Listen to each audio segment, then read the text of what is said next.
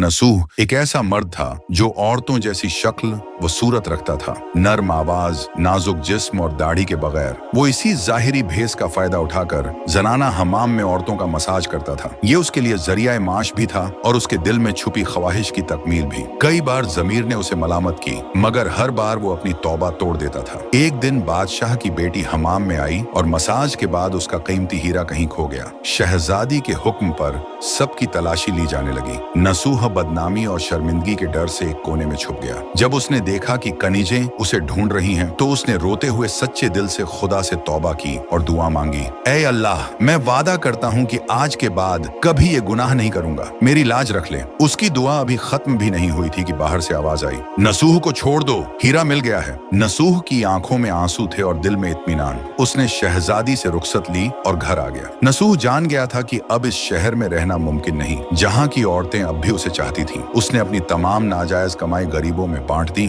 और शहर छोड़कर एक वीरान पहाड़ी पर चला गया। वहां वो अल्लाह की इबादत में मशगूल हो गया। एक दिन उसे एक भैंस नजर आई जो घास चर रही थी। उसने सोचा कि ये किसी चरवाहे की होगी और जब तक उसका मालिक न आए वो इसकी देखभाल करेगा। कुछ दिन बाद एक तिजारती काफिला रास्ता भूलकर वहां पहुंचा। प्यास की शिद्दत से निढाल ताजिरों को नसूह ने अपनी भैंस का दूध पिलाया और सबको सैराब कर दिया। नसूह के अच्छे अखलाकन से मुतासिर होकर ताजिरों ने जाते हुए उसे बहुत सारा माल बतौर तोहफा दिया। नसूह ने इन पैसों से वहां एक कुआं खुदवा दिया। आहिस्ता आहिस्ता उस कुएं के इर्द गिर्द लोग बसने लगे और इमारतें बनने लगीं।